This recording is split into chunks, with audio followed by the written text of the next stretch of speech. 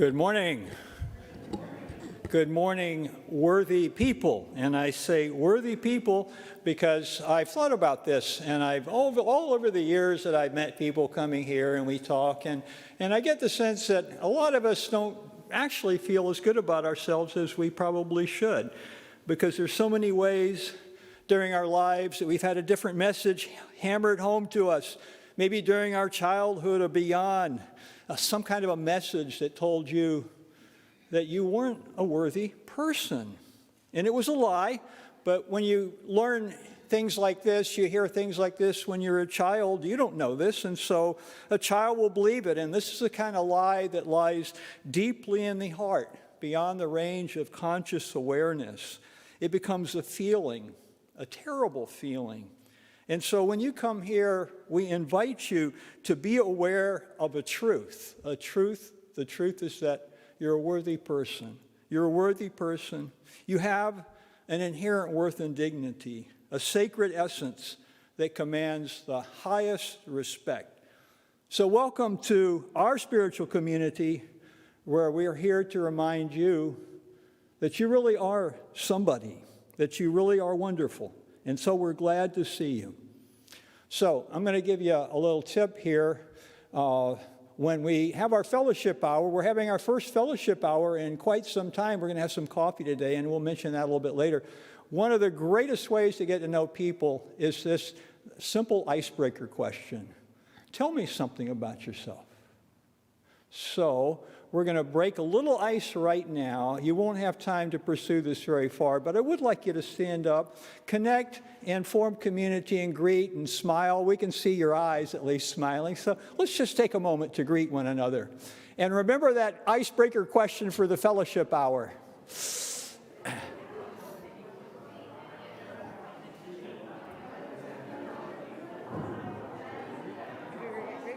At least one person, and then come back. All right.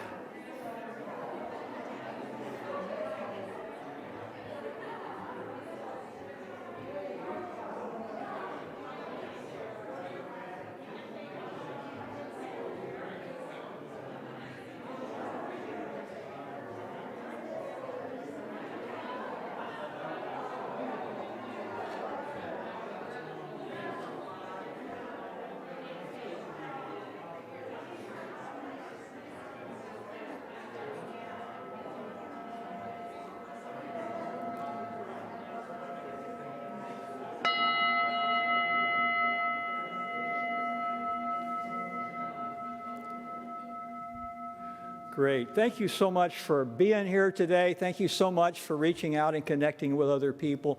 And we'll keep doing that after the service. It's wonderful to see you all here today. Our gathering hymn is number 349 in the gray hymnal. No singing, but if you'd like to look at the words, please feel free.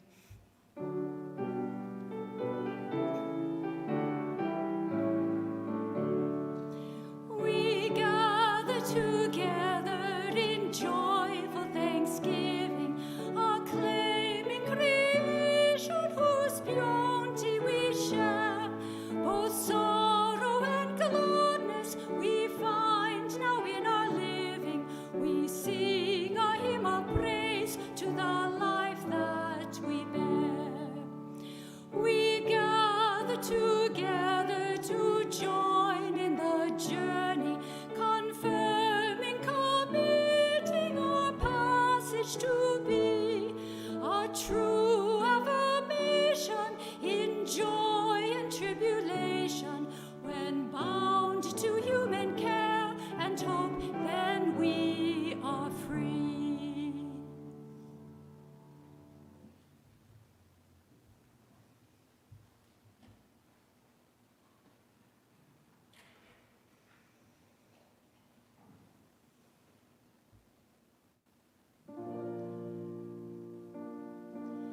Sure on this shining night of star-made shadows round, kindness must watch for me this side the ground.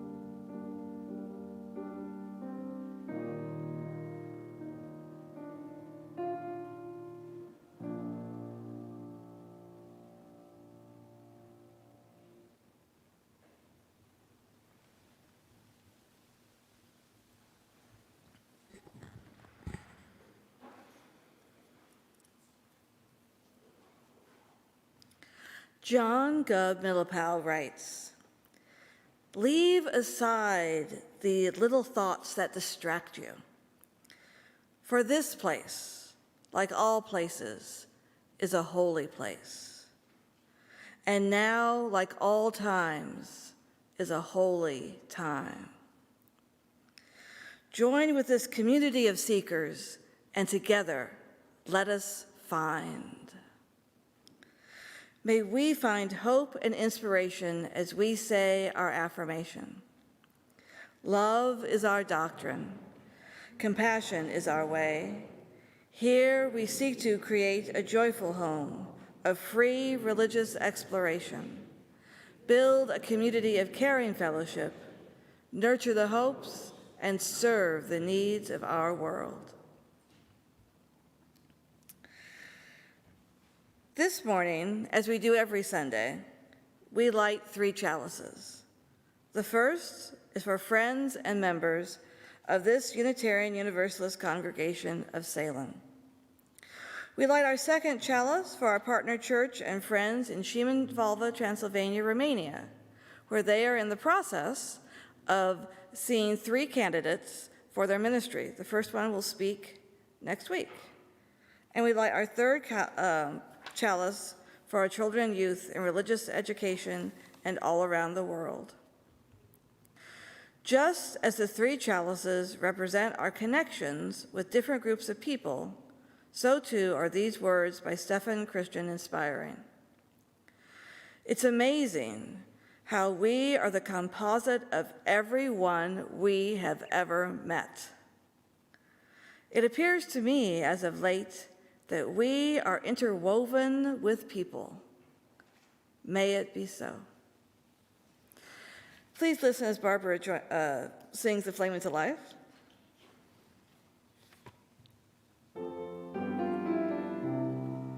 Rise up, O flame, by thy light glowing, show to us beauty, vision, and joy.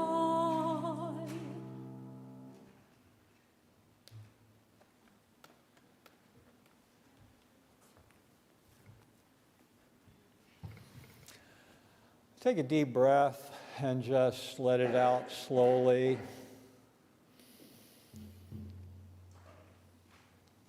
Slow down. Let's be aware of the deeper and truer rhythms, the heartbeat of our life. Let us be aware of this great world, this great earth, all the billions of people upon it.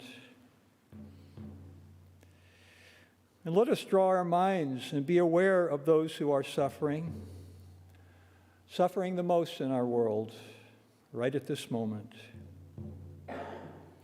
I think of the many imperiled immigrants fleeing warfare and persecution. I think of those in prison cells who are being tortured and ill-treated, who have been in isolation for such a long time. I think of those many who feel that they are in the end of their rope and are in despair for one reason or another. I think of those who are grieving the loss of a loved one. I think of the children who are abused and neglected. And the tragic list goes on. Let the enormity of the suffering around us in this world remind us to open our hearts to one another. May this awareness make us mindful of the creative and healing power of compassion as we go about our daily lives. Compassion for all others and for ourselves. Let us look at life through the lens of compassion. Let us walk the path of compassion. And gratitude. path of gratitude. If you want to be happy, discover gratitude. To discover gratitude, let go. Let go of regrets. Let go of fears. Be aware of life within and around you now, at this moment, today. Behold this glorious life in this moment. What an amazing thing to be alive in this world. Be amazed and feel grateful. And we walk the path of gratitude, finding deeper joy as we walk. Amen.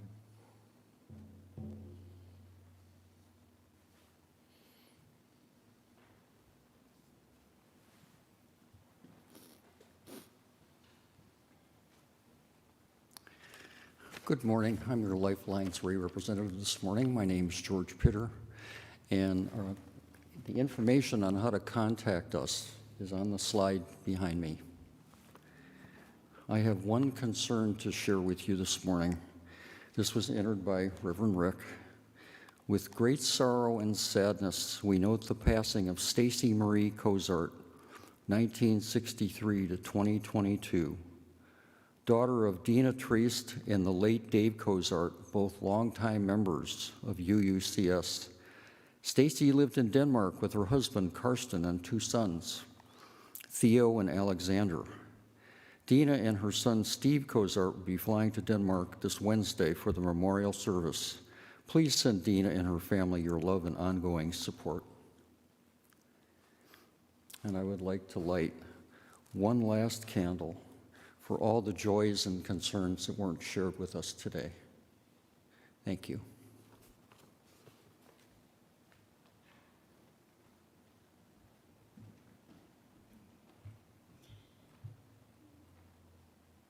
The pastoral hymn is number 21, For the Beauty of the Earth.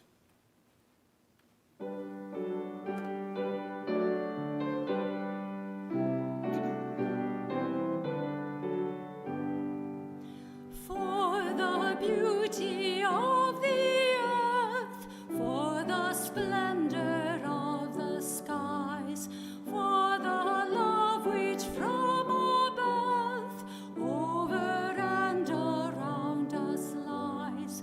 Source of all, to thee we raise this our hymn of grateful praise, for the joy of ear and eye, for the heart and mind's delight, for the mystic harmony, linking sense to sound and sight. Source of all, to thee we raise this our hymn of grateful praise, for the wonder of each hour of the day and of the night, hill and vale and tree and flower, sun and moon and stars of light. Source of all, to thee we raise this our hymn of grateful praise, for the joy of human care, sister, brother, parent, child, for the kinship we all share, for all gentle thoughts and mild. Source of all, to thee we raise this our hymn of grateful praise.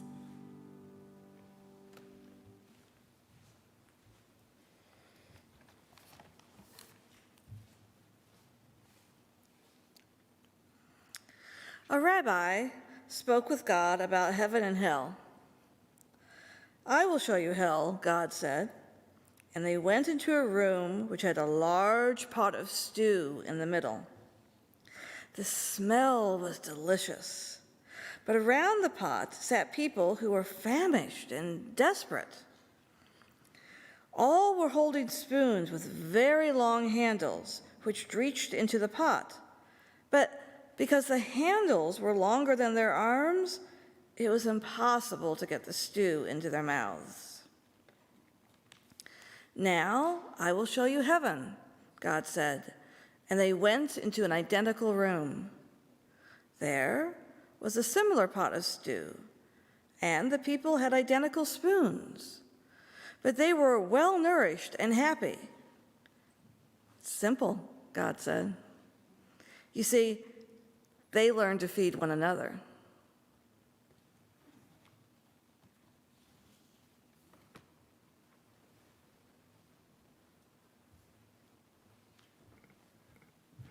Thank you, Sarah.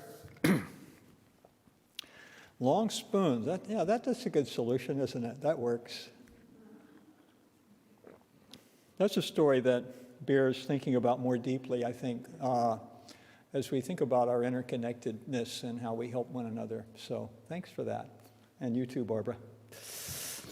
You know, one of the most delightful experiences I've ever had was snorkeling in clear tropical waters. This was in Hawaii, where they have a lot of coral reefs. In fact, they have so many coral reefs in Hawaii, it's called the rainforest of the sea. Although I know there's a Great Barrier Reef in Australia, many other great reefs, but that's the only one I've ever been to. And I'm a decent swimmer. I used to be a lifeguard. You didn't know that about me, did you? I used to be a lifeguard. And now I'm on the Lifeline Slay Ministry. Similar things. I love being in the water. Underneath the surface, just right off the coast, is where the action is. You see such a rainbow of colors, this astonishing abundance of life.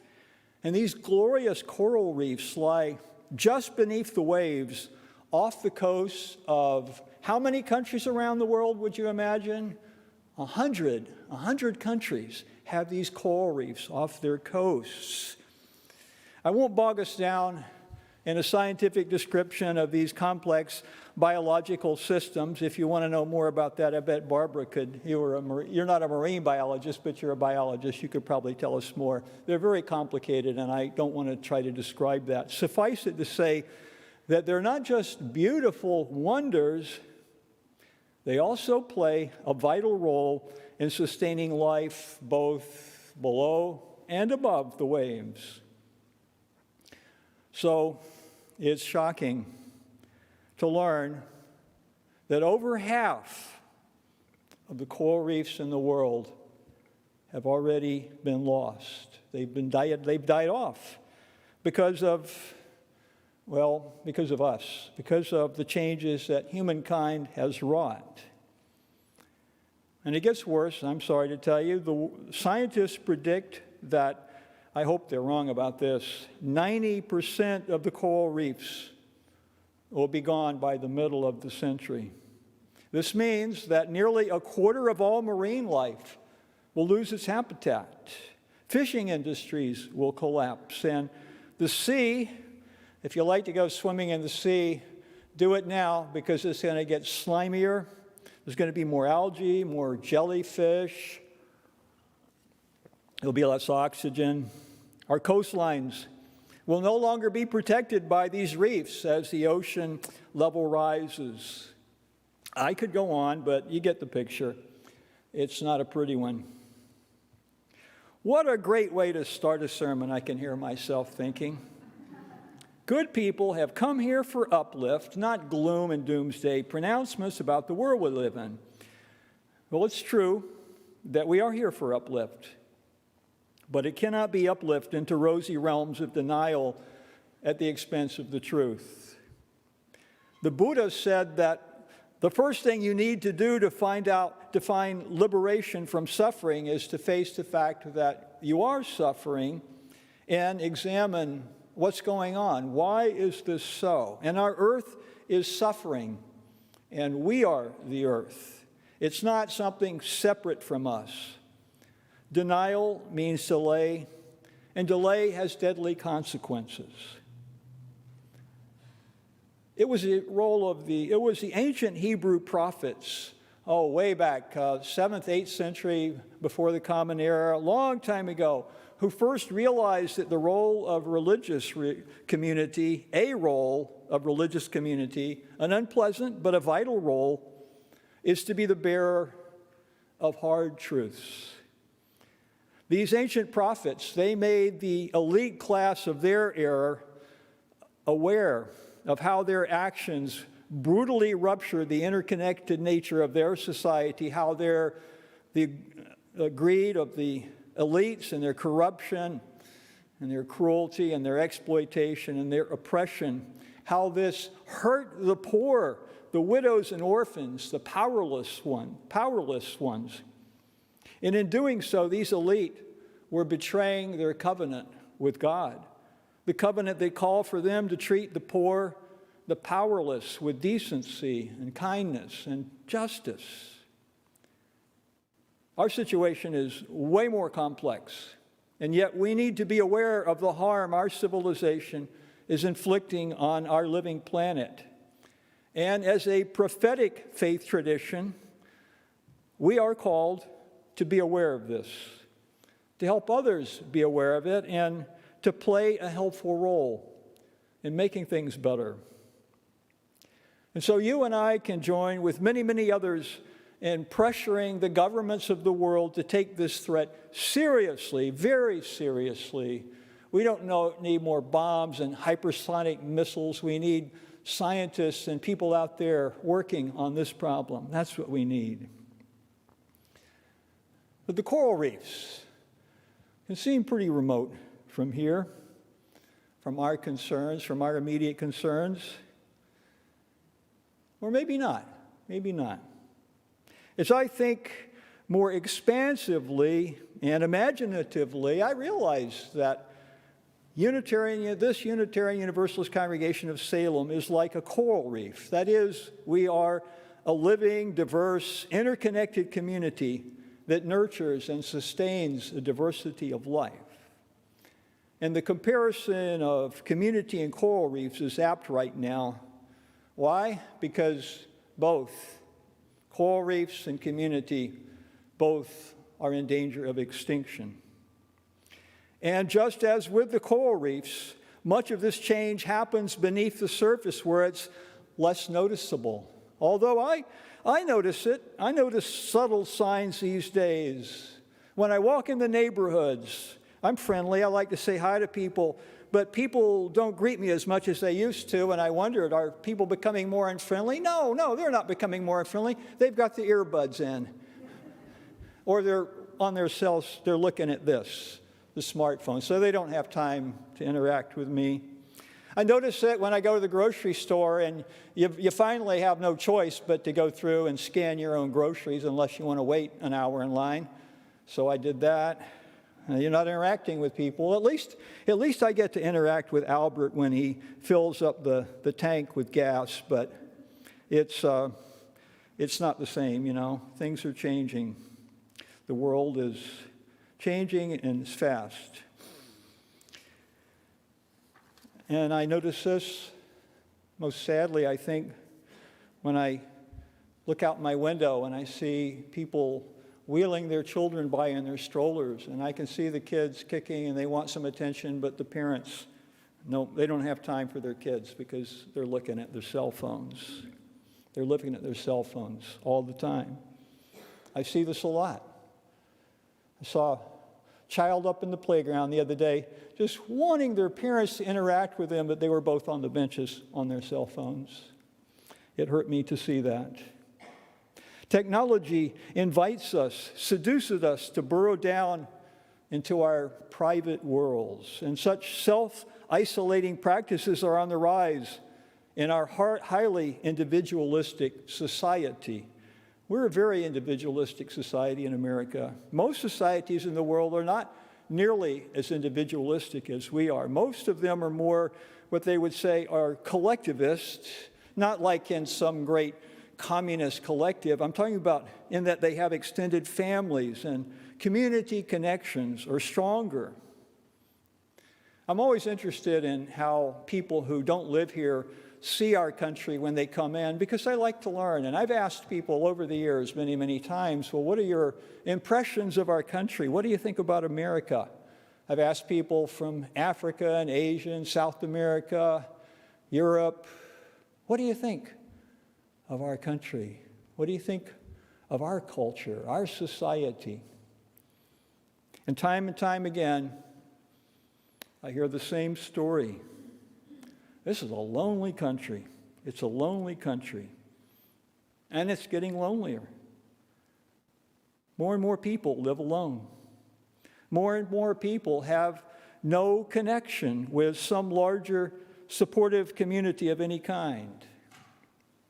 I'm still haunted by a conversation I had with Doug many years ago. Doug was a member of the congregation before he moved back east, and Doug and his brother owned a building downtown where there used to be weekly ballroom dancing every week, and it was quite the thing until the movie theaters siphoned off the regulars, and then TV became a thing, and people's interest declined as most people just stayed home and watched TV. And when Doug told the ballroom dancers that the dancing was no longer economically viable, that there would be, there'll be no more dancing, they began to weep. They began to weep. For many of them, Doug told me, this was not only their primary social outlet, this had been their community for years, and they knew that there would be nothing to replace it. For decades, the plug keeps getting pulled on all manner of communal gatherings, volunteer organizations dying on the vine. Attendance at faith communities nationally shows a steady decline. The fastest growing religious category in the country, the fastest growing religious category is the nuns, not Catholic nuns, the N-O-N-E, people who have no connection. That's the fastest growing category. The nuclear family is disintegrating as more and more people find themselves out there by themselves alone. Surveys indicate that a shockingly high percentage of Americans experience chronic loneliness. That's so sad. It is. Imagine a big sledgehammer coming down again and again and again on a boulder and smashing it, pulverizing it to smithereens until there's nothing left but individual grains of sand. That's the image that comes to my mind when I think of how so many forces are pounding on our social structures. There's our culture of rugged individualism, the breakdown of the nuclear family, our mobility and rootlessness, our political and social and economic divisions, our technological forces are pounding our society down into atomized grains of dust where people have no connection with community. This is not hyperbole. If you look at the studies and the statistics, it's like it's disappearing as fast as the coral reefs. It's objectively true that social bonds, friendships, community connections are all noticeably on the wane. And all manner of suffering caused by this increased isolation is waxing. It's on the increase. The coral reefs of local communities are being abandoned, leaving behind nothing but skeletal remains and poignant memories of dances and ages gone by.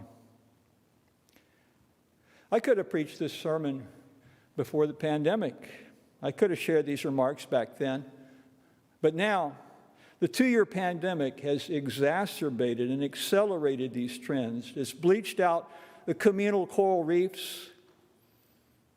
And I can't help but wonder what the future of our society will look like in years to come if these atomizing, when I say atomizing, I mean separates into separate items, atomizing forces continue unabated. This socially atomized world where there is little to no connection or trust between people is the kind of world that gives authoritarians and totalitarians opportunities to step in and take the reins. When there's no community, they'll provide false community. They will.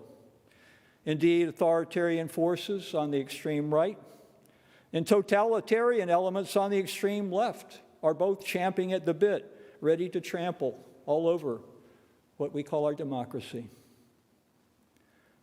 More and more, we're headed into the kind of world where people die alone, and there's nobody to even claim the body. Each year, there are more and more such cases as officials are forced to cremate the remains of tens of thousands of people and place their ashes in common trenches because there's nobody there for them. There's nobody there for them. A man died in Queens, New York. Nobody even missed him. His body decayed beyond recognition by the time the police found him. Now, dying alone is one thing.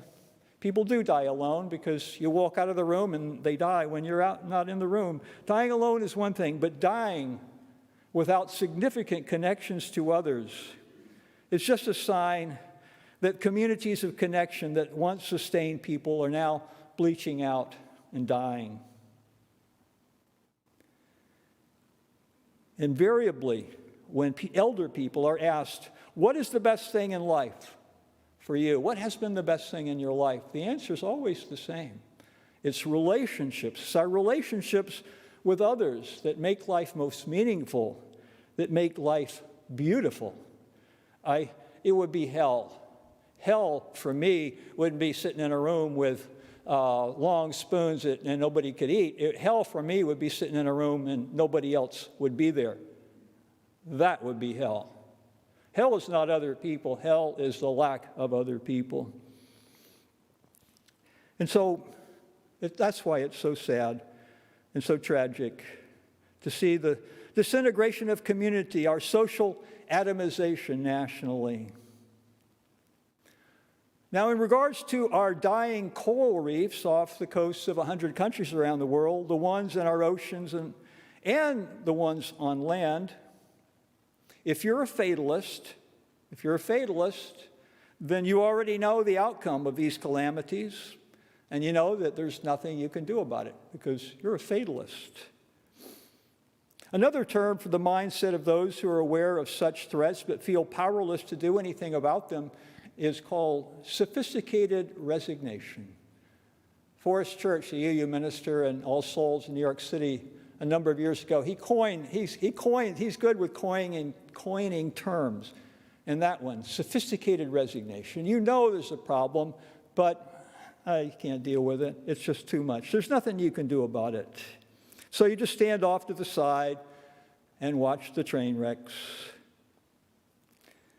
It's not the way to go, though.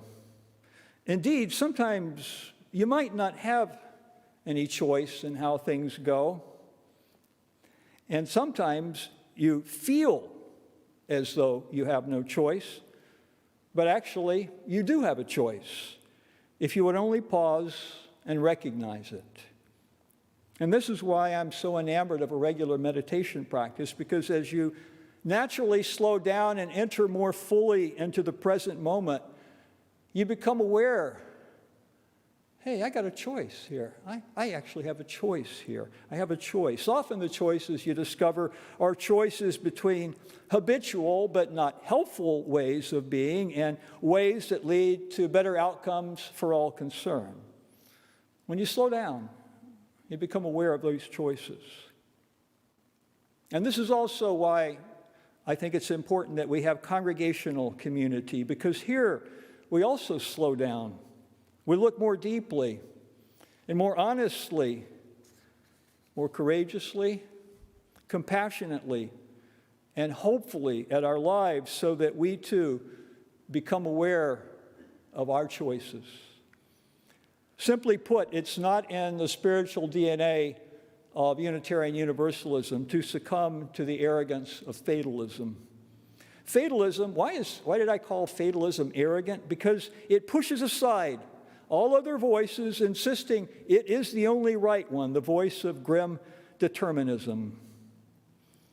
I am aware of this kind of sophisticated resignation that I spoke of a moment ago that prevails in many, I would call them green-aware but fatalist circles. That is, folks who they care about the environment, but they don't think there's any way to get out of this ecological death spiral, and it's too late. So just enjoy your life as best you can. Meanwhile, too often under the radar of public awareness, there are non-fatalists in the scientific community who have a much deeper awareness of the complex ecosystem of the coral reefs. And these scientists are learning that they can actually work hand in hand with nature to protect and restore and renew these coral reefs. They're learning how to plant. It's amazing to read about this. Oceanographers and marine biologists are learning how to grow new coral reefs that are resilient in the changes wrought by climate change. This is hard work. It's just beginning, and there's so much to do. But there is something to be done. There's something to be done, something that could really make a significant difference and keep us from losing these precious, beautiful reefs. These non-fatalistic scientists are finding ways to preserve and create new coral reefs. Read about this, learn about this work, bless and support this work in all the ways you can, because these efforts are helping to heal our badly wounded earth. And then there's us here.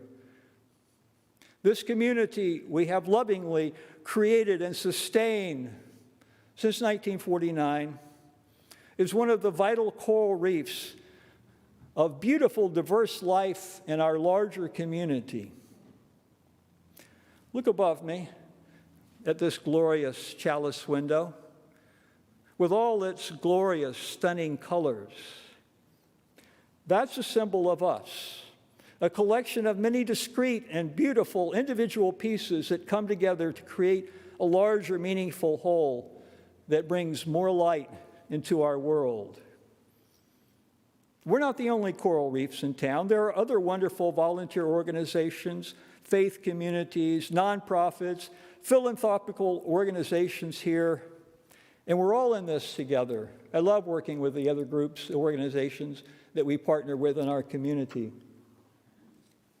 We do so much more together. Much of the work that we do, the good work that we do in this community, is in partnership with others.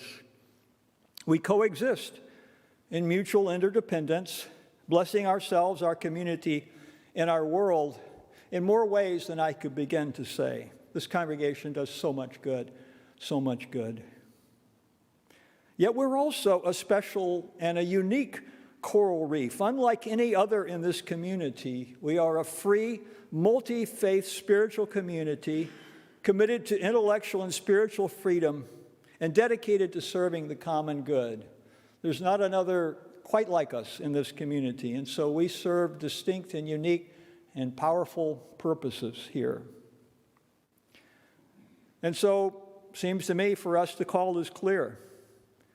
After this hard time of separation during the pandemic, during this age when the coral reefs of community are endangered around our nation, it's time for us to regather as community as fully and as strongly as we can. It's time for us to reclaim and restore what has bleached out during the past 2 years and to create new growth. Each one of us has an important responsibility in the work of restoring and strengthening our coral reef congregational community.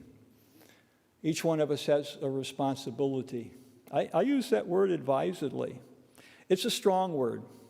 It's a strong word implying that we have a genuine commitment to do something. Historians are already saying that this is a hinge moment in time, and how it swings will have implications for years to come. And it's our responsibility to make sure we don't swing backwards towards increased isolation, atomization, alienation, but that we swing toward community and unity and common purpose. We're entering uncertain times, and we really need to stick together for support and encouragement and connection. The need for our coral reef congregational community is greater than ever.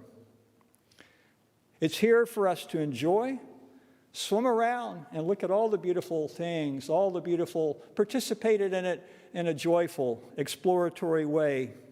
But also recognize that we are the current stewards of this community. This responsibility has been passed down from generation to generation, and now we are the stewards of this precious community in this new age. And what we do or don't do will have consequences for years to come. So how can you help sustain and strengthen our coral reef community? I have some ideas. I have a few ideas. You want to hear them? Okay.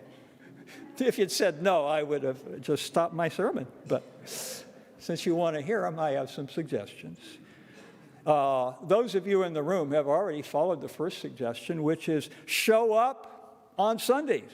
Those of you who are watching on camera, you're here, and if you could get here in person, I'd like to see you here in person. If you can only watch the services, I'm so glad that you can do that. But really, show up, show up. It's really important to do that. We can't hug one another if we're not here. Vital community is based on the idea that we're vitally connected. We're in the room with each other. We can experience community. So show up. And you did, so thank you. And keep doing it. And once you are here, make friends. Make friends. Join a Connections or a men's group or the Women's Alliance, or participate in some other program here. The more friendship connections you make, the stronger our coral reef community becomes. We're in the relationship construction business. You can offer your service so that the shared ministry of our community is fulfilled. There's a role for everyone, and we'll be talking about that a lot more in the next few months, joining our shared ministry. And you can offer your liquid love in the form of a personally generous financial commitment to sustain our shared ministry. I won't say anything about that because the next few weeks we're going to be focusing on that. Suffice it to say that a strong financial foundation provides a strengthening structural support for our congregational reef. Another suggestion, you can come to party and celebrate and make music and dance and break bread with your fellow congregants and friends. So let's do that. We're going to celebrate next week, so please join us for that. Look again at that beautiful window up there. How beautiful, how wonderful it is that you're up there too. You, by virtue of the gift of your presence and growing participation, are a vital piece of our beautiful chalice window. This window is named after Laura Wells, who was most generous during our first building campaign, where we built this place. And then after she died at the tender age of 105, we learned that she was even more generous than we realized. Her generosity enabled us to pay off our mortgage and begin construction on our new fellowship hall. Well, that was back in 2003. Such a great gift that helped establish our beautiful coral reef community here on the east edge of Salem. And now, it's our turn to continue building and creating and nurturing and promoting our precious coral reef community. Would you join me in a meditation?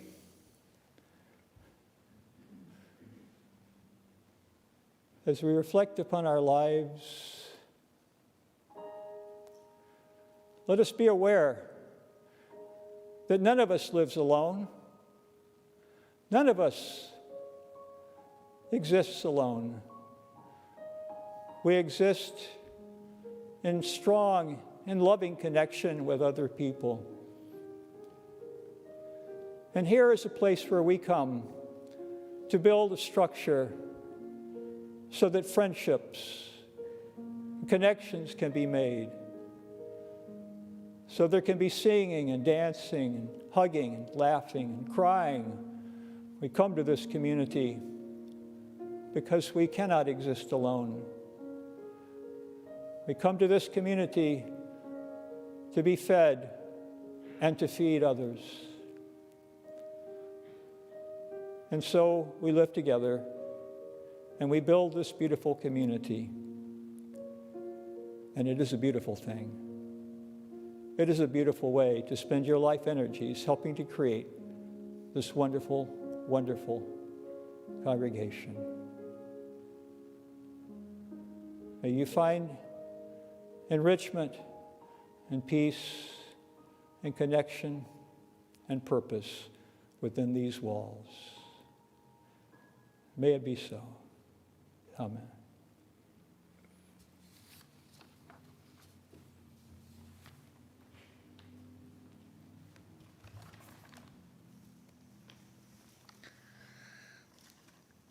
Goodness is about character, integrity, honesty, kindness, generosity, moral courage, and the like. More than anything else, it is about how we treat other people. Dennis Prager. Here at UUCS, we support our members and community through pledges, individual and group projects, and connections with one another. For February, we are offering our Share the Plate recipient as the Marion Polk Food Share. Whatever your size, your gift is received gratefully. For those of you who are here, you may do your donations in the little basket in the foyer, either cash or check made out to UCS. And for those online, or for those of you here who would like to do it online, you may go to the website and click on Donate and follow the instructions. Thank you for maintaining this community.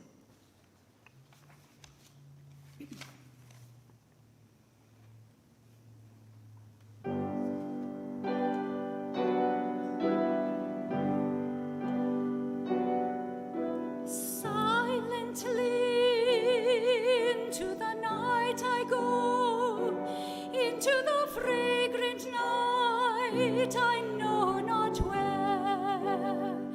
The path is strange, my weary steps are slow. I do not find you there.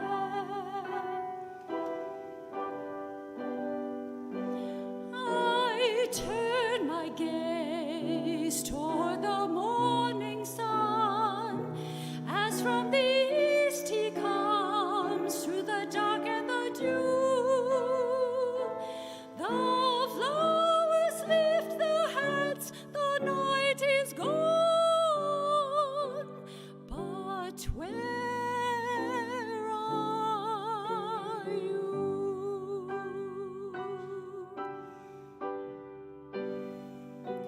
The countless weary steps I do not heed, though they be over land or boundless sea. I care not where the road may lead, if I but come again at last to thee.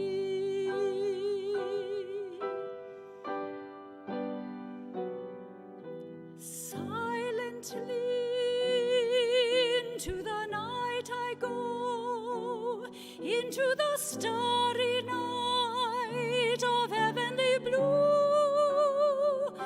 What matters where the road may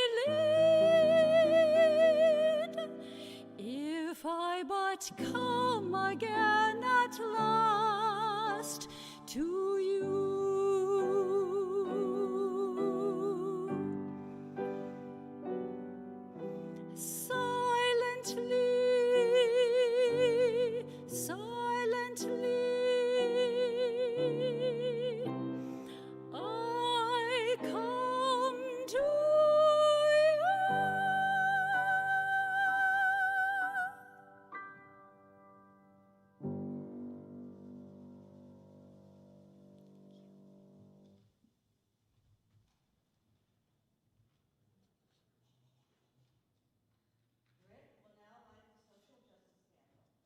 as a symbol of the actions that we may take today and the days to come to uplift ourselves and each other.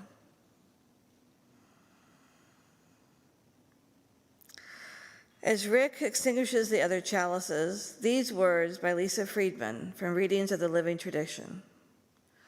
We touch the floor to remember that wherever we are, we bring our best self is holy ground. We reach for the sky to remember that we are a part of a mystery much bigger than ourselves. We hold hands to remember that we need one another and are part of one human family. We join voices to remember that we each have a gift to offer the world and to use in making the world a better place.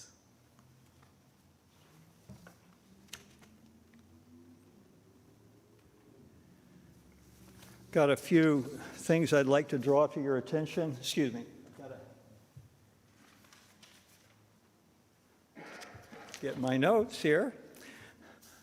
We can't stand you not singing anymore. It's just too hard for us. So next Sunday, we're going to demand that you start singing. I'm sorry, but we just couldn't deal with it anymore. This Sunday, we're having coffee together, and I'm ready for a cup. I don't know about you. And an opportunity to sit and connect and begin to rebuild this community. It'll be our first social hour in a good while, so I'm really looking forward to that. Next Sunday is a great Sunday. My good friend, my dear friend, Craig Morrow, he and I, we started our ministries together back in the late 80s. We've been good friends since that time. He's going to be sharing a great message with us, and we're going to be having a special celebration after the service today, so please don't miss it. We're going to be kicking off our pledge drive. We're going to have food and celebrations, and it'll be a good time to be together. So next week, don't forget to do that. I have an announcement here from Bonnie Tarwater. Bonnie's sitting right there on the front row, Reverend Bonnie Tarwater, and she says, please join us for the launch of the Living Earth Movement, Friday, February the 25th at 4 p.m. And Dr. John Cobb, if you don't know who he is, Google that name. What a great soul. What a remarkable man. I've seen him and met him a couple of times. He's going to share about the mission of Living Earth Movement to inspire global cooperation for the sake of all on our planet. So if you're interested to receive Zoom information about this, you can register, and it's called livingearthmovement.echo, but I'm going to give this back to Bonnie, and if you're interested in this, be sure to talk to her after the service so she knows about it. Let's see. You can see that we have some other announcements up there, like about getting the newsletter or the e-blasts and things like that, so you stay connected. So that's an important thing to know about. And I have heard that the choir is going to start singing again too. So if you're interested in joining the choir, I know that we would love to have more voices singing in that. So please consider that option. And I don't think I have any more announcements for today. So thank you. Our closing hymn is What Gift Can We Bring?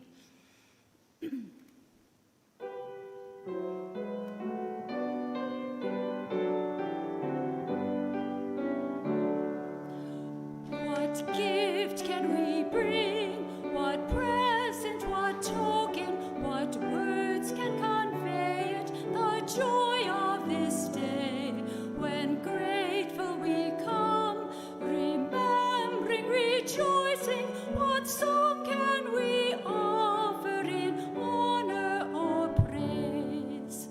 Give thanks for the past, for those who had vision, who planted and watered so dreams could come true.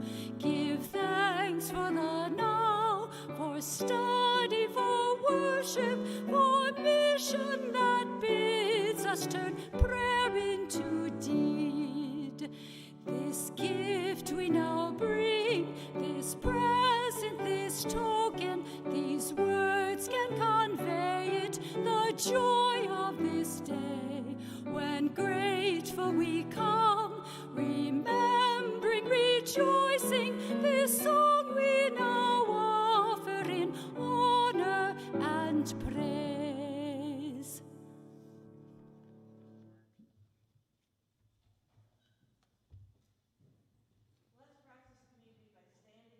if you can, body or spirit. And if you feel comfortable, touch hands with your friends or loved ones. And please join me in saying our closing words. May faith in the spirit of life, hope for the community of earth, and love for the sacred in one another be ours now and in all the days to come.